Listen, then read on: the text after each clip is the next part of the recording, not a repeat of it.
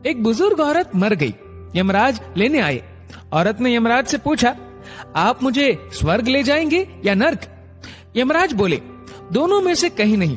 तुमने इस जन्म में बहुत ही अच्छे कर्म किए हैं, इसलिए मैं तुम्हें सीधे प्रभु के धाम ले जा रहा हूँ।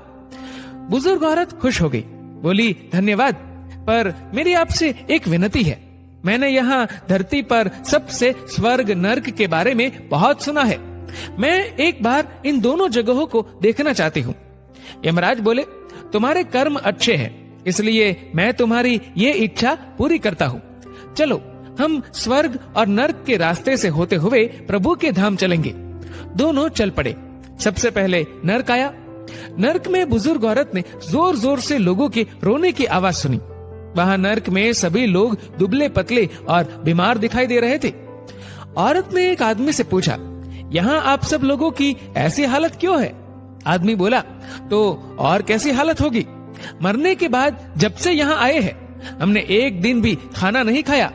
भूख से हमारी आत्माएं तड़प रही है। बुजुर्ग औरत की नजर एक विशाल पतीले पर पड़ी, जो कि लोगों के कद से करीब 100 फीट ऊंचा होगा। उस पतीले के ऊपर एक विशाल चम्मच लटका हुआ था। पतीले में से बहुत ही शानदार खुशबू आ रही थी। बुजुर्ग औरत ने उस आदमी से पूछा, इस पतीले में क्या है? आदमी मायूस होकर बोला, ये पतीला बहुत ही स्वादिष्ट खीर से हर समय भरा रहता है। बुजुर्ग औरत ने हैरानी से पूछा, इसमें खीर है तो आप लोग पेट भर के ये खीर खाते क्यों नहीं? भूख से क्यों तड़प रहे हैं? आदमी रो रो कर बोलने लगा, कैसे खाए? ये पतीला 100 फीट ऊंचा है। हम में से कोई भी उस पतीले तक नहीं पहुंच पाता। बुजुर्ग औरत को उन पर तरस आ गया। सोचने लगी, बेचारे खीर का पतीला होते हुए भी भूख से बेहाल है। शायद ईश्वर ने इन्हें यही दंड दिया होगा। अब यमराज बुजुर्ग औरत से बोले, चलो हमें देर हो रही है। दोनों चल पड़े। कुछ दूर चलने पर स्वर्ग आया। वहाँ पर बुजुर्ग औरत को सबकी हंसने व खिलखिलाने की आवाजें सुनाई दी। सब लोग बहुत खुश दिखाई दे रहे थे। उनको खुश देखकर बुजुर्ग औरत भी बहुत खुश हो गई। पर वहाँ स्वर्ग में भी बुजुर्ग औरत की नजर वैसे ही 100 फीट ऊंचे पतीले पर पड़ी, जैसा नर्क में था। उसके ऊपर भी वैसा ही चम्मच लटका हुआ था।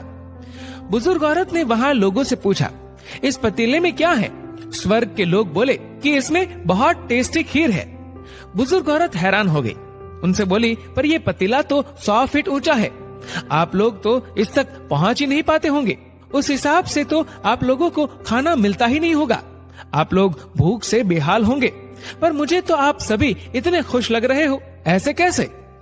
उनमें से एक व्यक्ति बोला, हम सब लोग तो इस पतीले में से पेट भर के खीर खाते हैं। औरत बोली, पर कैसे? पतीला तो बहुत ऊंचा है। व्यक्ति फिर बोला, तो क्या हो गया? पतीला ऊंचा है तो यहाँ पर कितने सारे पेड़ हैं। हमने इन पेड़ों की लकड़ी ली, उसको काटा और एक विशाल सीढ़ी का निर्माण किया। उस लकड़ी की सीढ़ी के सहारे हम पतीले तक पहुँचते हैं और सब मिलकर खीर का आनंद लेते हैं। बुजुर्ग औरत यमराज की तरफ देखने लगी।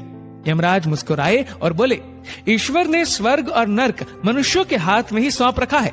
चाहे तो अपने लिए नर्क बना ले, चाहे तो अपने लिए स्वर्ग। ईश्वर ने सबको एक समान हालातों में डाला है। उसके लिए उसके सभी बच्चे एक समान है। वो किसी से भेदभाव नहीं करता। वहाँ नर्क में भी पेड़ पौधे सब थे, पर वो लोग खुद ही आलसी है। उन्हें खीर हाथ में चाहिए। वो कोई कर्म नहीं करना चाहते, कोई मेहनत नहीं करना चाहते, इसलिए भूख से बेहाल है।